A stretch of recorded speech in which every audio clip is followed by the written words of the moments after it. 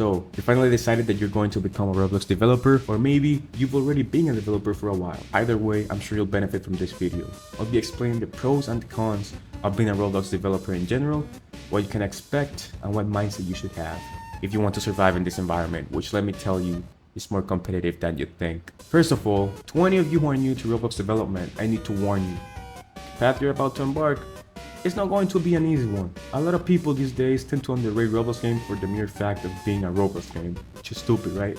Granted, arguably Roblox games are somewhat easier to make in general. However, this does not mean that it is easy. Hell, some Roblox games might have more dedication, time, effort, and money put into them than games created outside of the platform, which is crazy. Even if you've been a Roblox developer for a while, I know you know what I'm talking about here.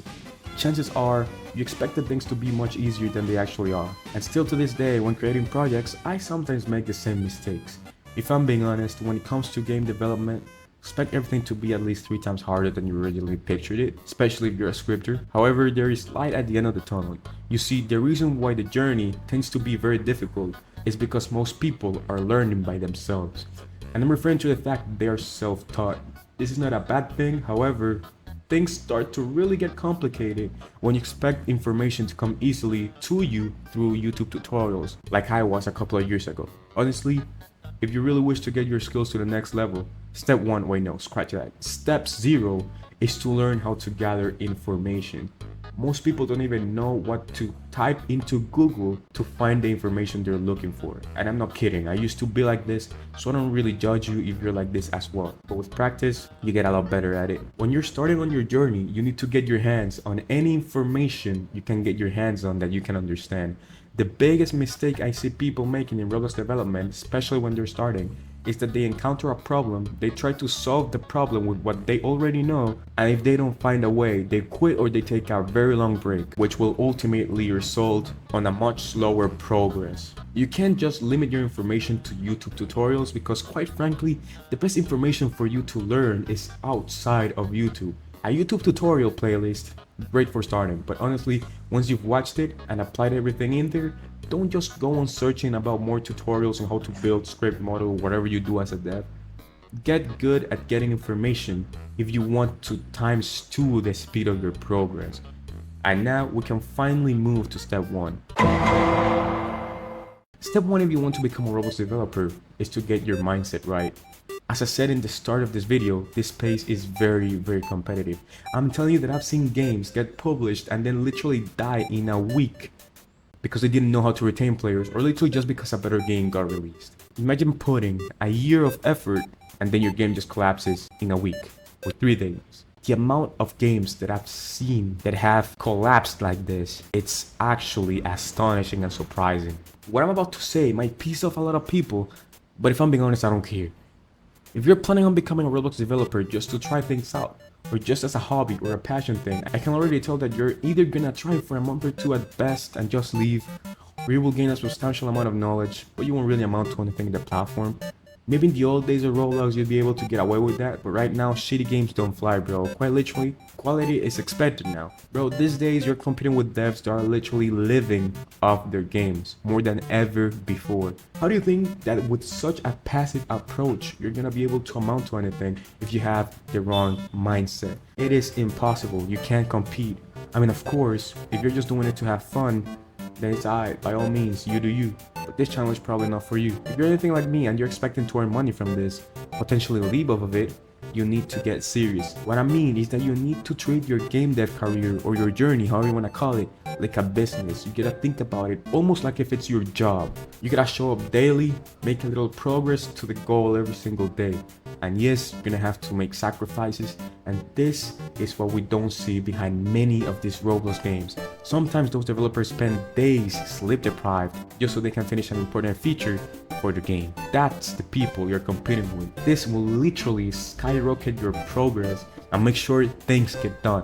I literally went from someone who could barely code a rock paper scissors game to pretty much being able to code almost anything I need in a span of just 2 to 3 months just by showing up every single day. And I don't really say this to brag, I say it so that you can see how important this step is. Of course, you're gonna have to take my word for it, but whatever, your choice. Now, if you're still here after hearing this, honestly, congrats. Most people would have clicked off the video by now.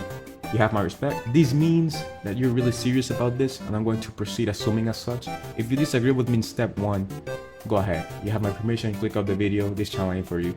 And I don't really want you in my channel anyways. Now we can move to step 2. So what we want to do in step 2 is make sure you're using your tools correctly.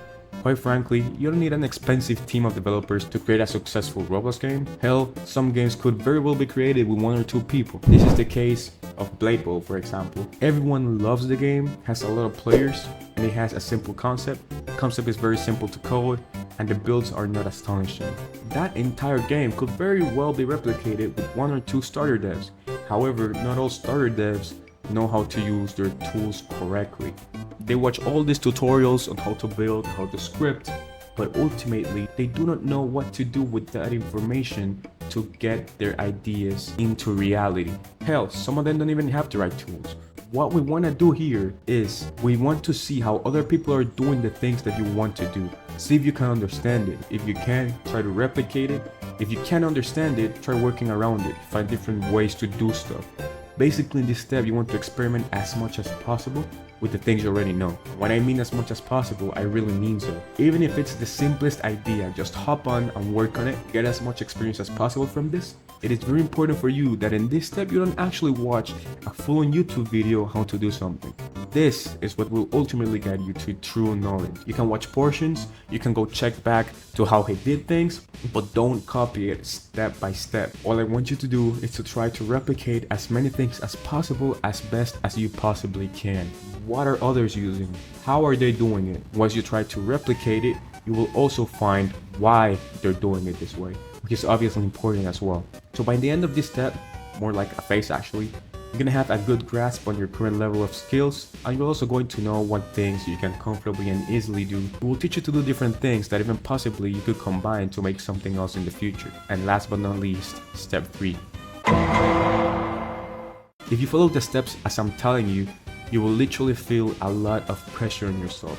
So be careful not to burn out. However, if you really want to skyrocket your progress tenfold, you need more pressure. Honestly, if you're still watching this video up to this point, you might be a little masochist, man. Okay, I'm just kidding. I can already imagine.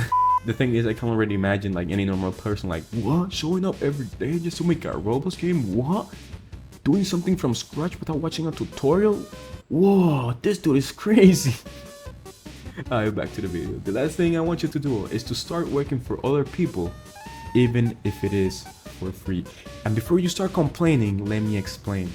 First of all, no one's gonna want to work with you if you don't have anything to prove that you're good at your work. And chances are that if you're starting, you're not that good anyways. And second, by telling people that you will work for them for free, you're ultimately receiving 3 benefits: networking, experience, and you're also trapping yourself in some kind of way, because now someone's expecting something off of you.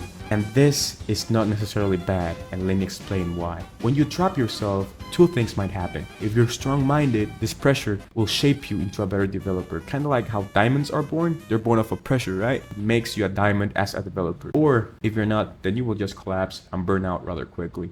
But chances are that if you watched up until this point, you have some sense of discipline, and chances are you also have a good amount of motivation for being a developer. So I trust you'll become a diamond. You must always be challenging yourself and putting yourself in uncomfortable situations for your skills, and try to grow until you overcome that situation while being in it. Do this a couple of times, and when you look back, you'll be surprised of how far you've come. Stay safe, and always remember to keep leveling up. Peace.